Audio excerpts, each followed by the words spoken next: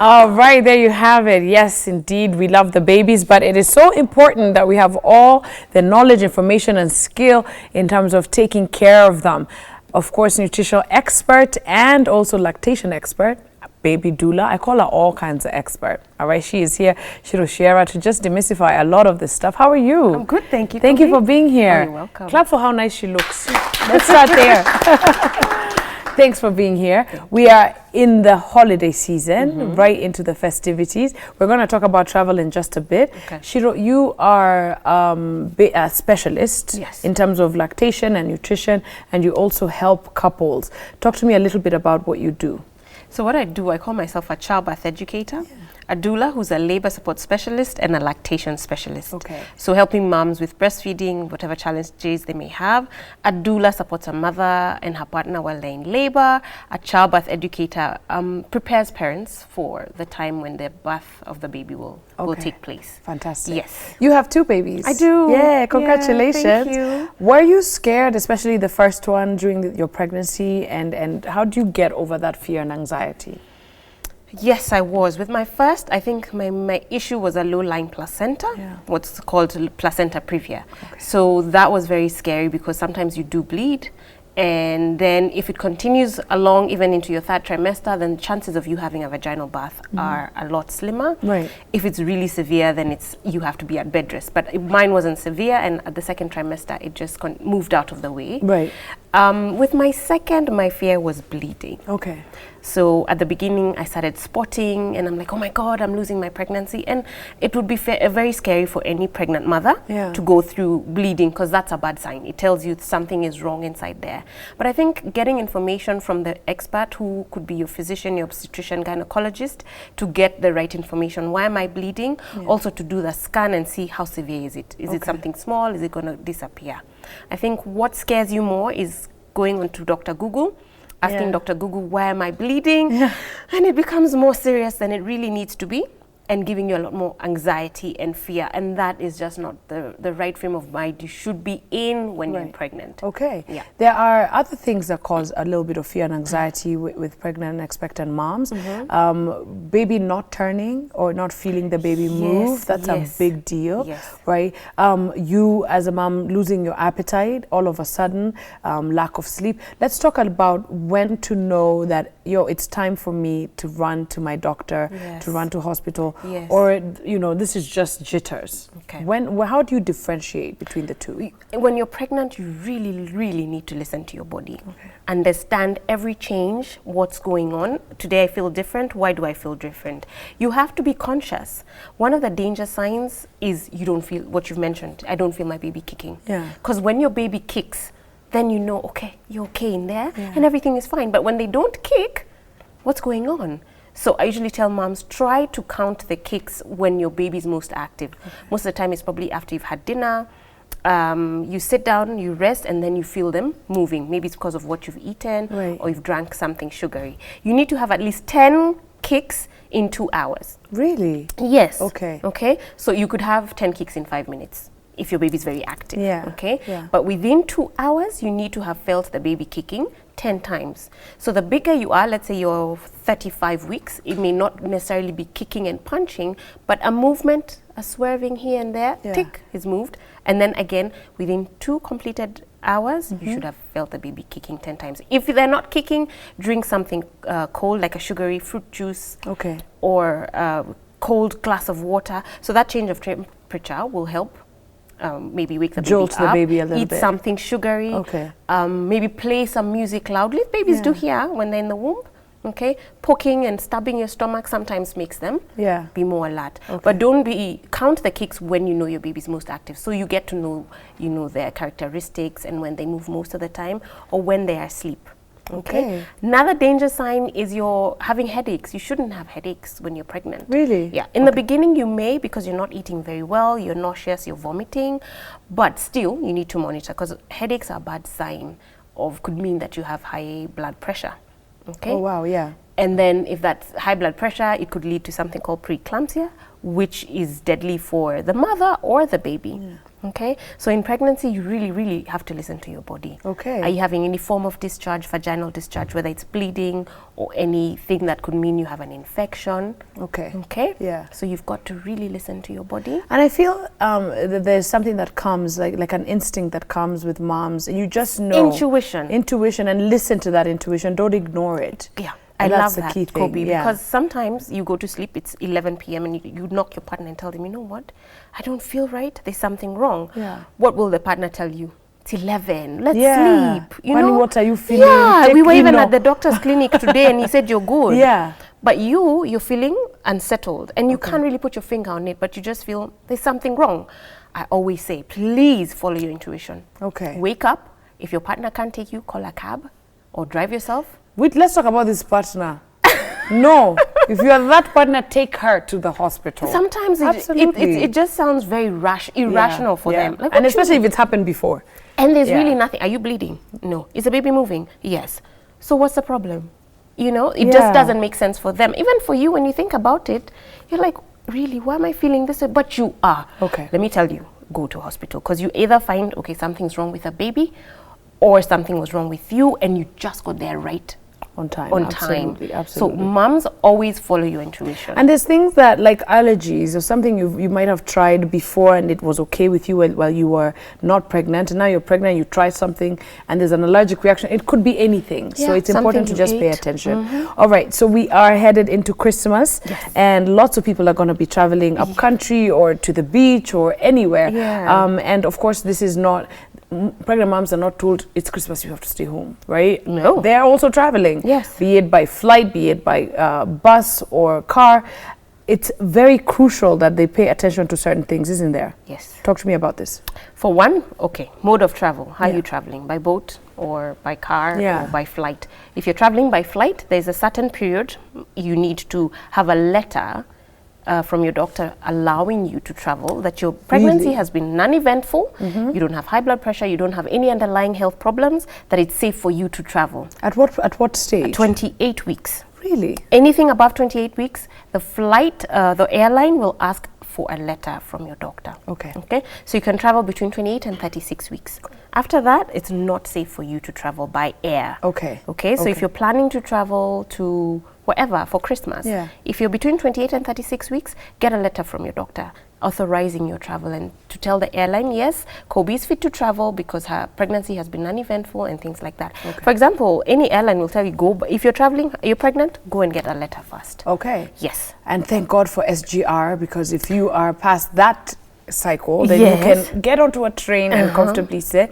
But there are still concerns for sitting for a really long time for a pregnant woman. Yes. One of the things is swollen feet that can also really turn quite dangerous. Talk to me about this, hon. Okay. So in pregnancy, definitely your circulation, your metabolism will change and slow down. So if you're sitting for a long period of time, as you've mentioned, you'll get inflammation in the legs, in your feet.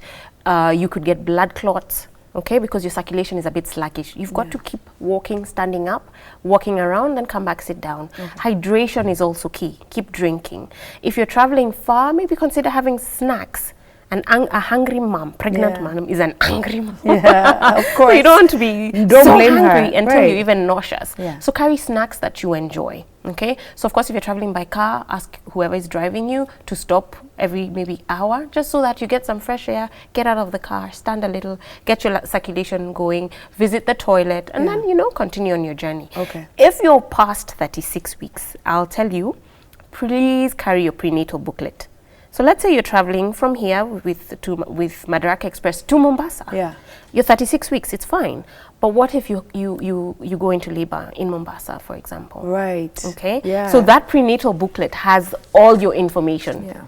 So whichever doctor you find there will know, okay, this is how her pregnancy has been, this is what she needs, and they'll be able to take on your care smoother than if you didn't have your prenatal booklet. Of course. Okay, because that has your history.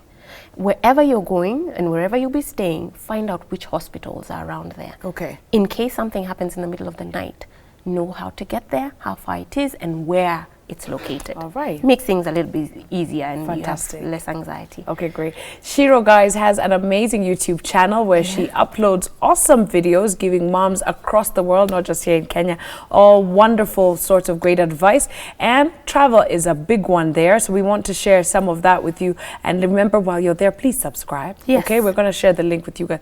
Finding subscribers is so hard on YouTube, isn't it? Yeah, just the red button. Just the red button. All right, mommies, take a look. If you're traveling for Christmas or for New Year's, here's what you need to know. Fantastic. Good job, Ciru. Thank you. We love what you do here. Thank you for sharing that with us. Now, stress is a big deal. High blood pressure, hypertension, all of these things can make for a very hard pregnancy, into a very hard labor, into a very kind of complicated childbirth. Talk to me about why it's important for moms to avoid stress when expecting. Yes, definitely. They usually used to say that if a mother is stressed or bitter or sad during the entire time of her pregnancy, then she gets a very colicky, unhappy, crying baby. Yeah, and sometimes it is. Yeah, I actually believe that. You do? Yes, I do. It does happen. So for moms, they really need to just talk themselves out of these stress situations. And if it's a situation that you can pull yourself out of and avoid the entire time, if it's people who are making you upset, situations where you feel you're unhappy, maybe try to talk about it to whoever it could be, and then get away from such environments. All right. Exercises also help. Exercise, you know, going out, walking 30 minutes or going for a swim. It helps you, you know, just unwind and you feel a little bit better about yourself. But you've got to consciously avoid stress. Absolutely, I agree with you. Okay, because then that leads to high blood pressure. That leads to other little illnesses that you may have avoided if you are not going through stressful you're carrying situations. Life. So you and if there's anyone around you who's giving you stress, call them out, talk to them, or leave them. Yeah, you completely. know? Absolutely, just walk away from it. One of the things that also gives mommies stress is work. And going to maternity leave, perhaps even they've never done it before. What are the bosses, the pressure of leaving your job and handing over, and the finances of it. Some of that is really unavoidable. How do you do that? Unfortunately, when pregnant, your life is going to change, like, absolutely. Upside down. Upside down. Yeah. If it's the budget, it's going to go up and up crazy because you're expecting a baby. So what do people do? They will buy things.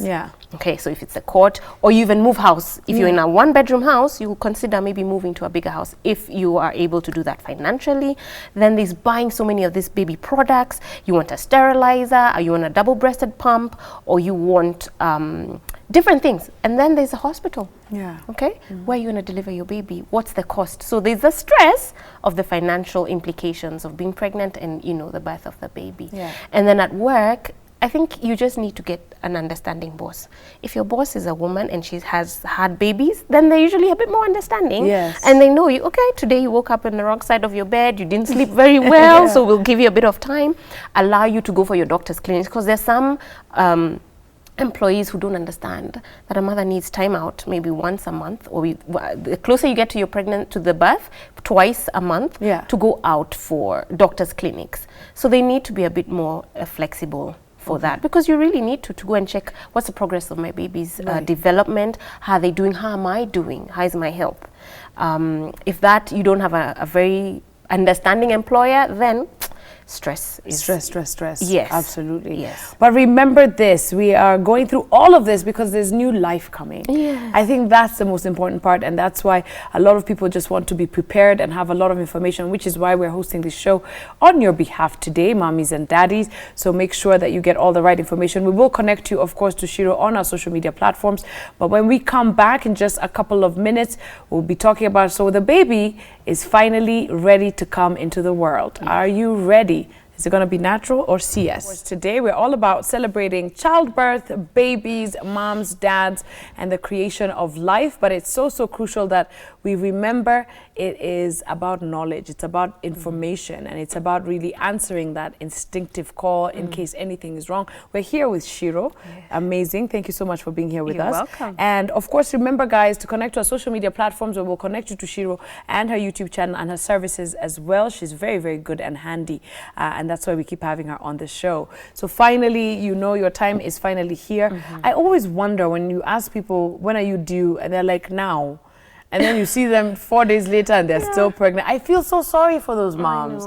What happens? Just a baby decides when they want to come, right? They do. Yeah. You and your doctor are the ones who know the expected date of delivery. Okay. But the baby doesn't know, so they come when they're ready. It's actually, I think, 5% of babies who are born on the expected date of delivery. Really? Oh, yes. Only? Oh, yes. Oh, wow. Many are born before or after the expected date of delivery. Okay. Okay, so they can be born anywhere between 37 and 42 weeks is considered a full-term baby. Okay. Yes. When should you worry if you're still pregnant and it's past due and you're like, hello, what's wrong? Of course, moms worry this as soon as they go to 40 weeks plus 1 day. They're like, oh my gosh, the baby hasn't come. What's going on? But doctors allow you to go for another extra 10 days. Okay. Then after that, they can either do something to help your baby come. Oh, right. So by inducing you and jump-starting your labor to get you to have your baby after the 10 days, because then there's a risk if you go a little further. Okay. But there's some who will say, you know what, let's wait 42 weeks. Wow. Yeah. Yeah. You are pregnant to your, you know. Done. Yeah, you know? You're so done. Yeah. And it doesn't help that people ask, like, not yet? Right. When did you say your baby was due? You know, it puts so much pressure on our mom. Absolutely, I feel that. Much, And babies have their own timing. Yes. And they know when they're ready.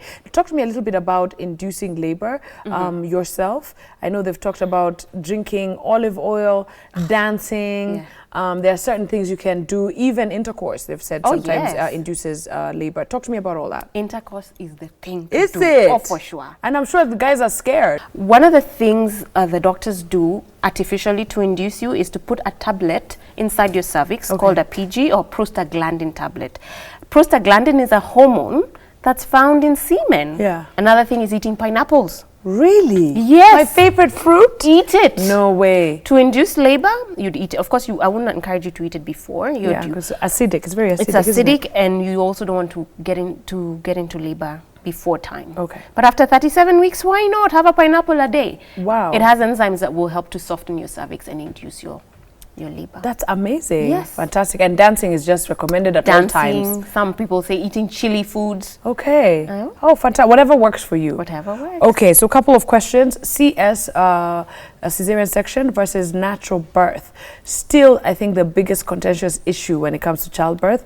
What should a mom go for? And we've talked about this many times. We have. So if you're to choose, would you like CS or vaginal birth? Go for a vaginal birth. Really? Oh, yeah. Why? Because if you're choosing CS over vaginal birth, you're choosing to postpone your pain. Okay. So you'd rather have the pain before and enjoy your baby, as opposed to having no pain, go for a CS, cut up, get the baby out, and then you're dealing with the pain and the recovery after. Right. So if there was no health condition and you're just told choose vaginal or normal birth. Okay. And then the healing is a lot faster. Right. You hear a CS mom saying a year later she still has a pain at a certain point in her tummy where she had the surgery. But vaginal mom, 6 weeks later, she's good to go. Okay. But when is it absolutely necessary? Talking about that moment, you've been rushed in, your doctor has come from wherever he's come from. Yes. And he says, listen, we can't do natural right now. Okay. Or he says we have to do, he says we have to go natural, although we had booked for a CS. It happens, doesn't it? Rarely does it happen that, oh, we had booked for CS, now we have to go for natural. Okay. The reason why they booked a CS is probably the mom's health or the position of the baby. If the baby is breech, most times it's a straight CS that's booked. Okay. If the mother has diabetes in pregnancy, it's usually a risk for her to go through a vaginal birth because of the stress levels. Okay. Will increase your blood sugar and then affect the whole process.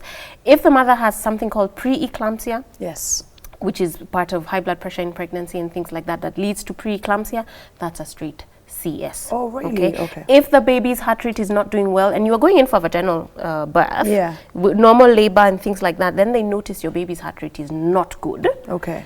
That's a straight emergency cesarean section. So most of the time it's done to save the life of the baby and the mother. Oh, right. Yes. Got it. Okay. Okay. And looking at natural birth, epidural, pills, the drugs. One of my best friends, when she had a baby, her and her doctor had agreed. and they were set, and she was going to have epidural, but she came too late. And I remember her like screaming at the doctor, and the doctor said it's impossible because you've reached the point of no return. Yes. What does that mean? That she had progressed so far, she probably just had another 2 or 3 centimeters to go to have this baby. And what the epidural does, it blocks you off from the waist down, okay? Yeah. So one of the things it may affect is the pushing, the feeling of bearing down, the feeling like, oh, I need to bear down and push this baby out. It blocks that off. Okay. So it's actually someone telling you, oh, Kobi, you're having a contraction, now push. Yeah.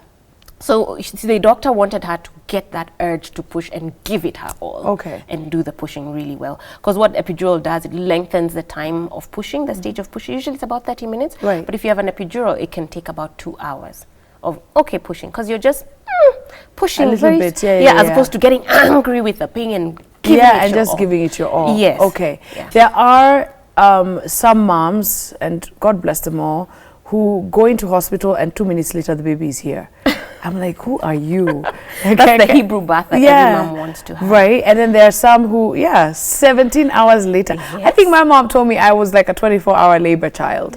Yeah, it happens. Yes. What causes all that? Actually, the one who has a birth within the 4 hours, your labor started, and 4 hours later you have your baby. Yeah. That's called precipitate labor, and it happens too fast. That's not normal. And you can imagine the 24-hour of pain just compressed into the 4. So your mom must have had a hard time. Yeah, absolutely. Well, the mom who had 4 hours had a hard time. 24 hours, it's kind of spread out. Yeah. It's harder because it's too long, but the average labor is about 10 to 12 hours. Is it? Yeah. If I your labor thought it was starts at shorter. 2 a.m., 2 p.m., you can have your baby. And that's very normal. Okay. Yes. Fantastic. Now, exclusive, let's talk a little bit about sleep. This is a big deal. How should, especially at the very end, just before you give birth as a mom, is sleep crucial in terms of position, routine, getting enough hours, and feeling great when you wake up? Talk to me about that part. For the pregnant mom? Yes. Especially towards the end, sleep becomes fleeting. Like you don't sleep well, you're uncomfortable, you're feeling heavy, you're waking up often to go and pee, then come back, waiting to try and fall asleep. Moms are really usually uncomfortable from about 36 weeks of pregnancy. Yeah. So I usually say try to nap during the day if you can. Okay, just to be able to get the rest in, and so that you're not too tired. Okay. But sleep is very difficult towards the end. So trying to find a position that works for you. Put cushions in between your knees. These days they have the pregnancy pillows that keep you comfortable as you're sleeping, things like that. Okay, posture is a big deal for you when it comes to pregnancy, and especially towards the big day. Talk to me about posture before we take a look at this video. What I usually tell moms, you've got to sit up. Okay, most times they tend to recline. We all have a propensity when you're pregnant, you just want to lay back, put your feet up. But what it does, it affects the pelvic, the coccyx bone. So it shortens that bone. So I always tell moms, sit up, put a cushion behind you to be comfortable, okay? If you're not comfortable sitting up, just lay down. Yeah, so that we are able to open up our pelvis, because we're supposed to be sitting on our sits bones. You see how we're both sitting? Exactly. That's how we're meant to sit, even in pregnancy. Yeah. But then you end up reclining. That affects shortens the pelvic diameter. Right, and if you do that months and months, then the vaginal bath becomes so difficult. Okay. Because your bones down there are just so tight. All right. You need to stay open all the time. We're just going to show them a teaser of that video. Yes. All right, take a look at this. Did you know, everybody, it's all about posture. Give her a hand, everybody. Yes, indeed. With all that information, there's no need for fear, anxiety, because now you're all set. And listen, if you need Ciru now to stand next to you in that hospital while this baby comes, she also does that. Yes. I love that you do that. I do. Yeah, and I love it too.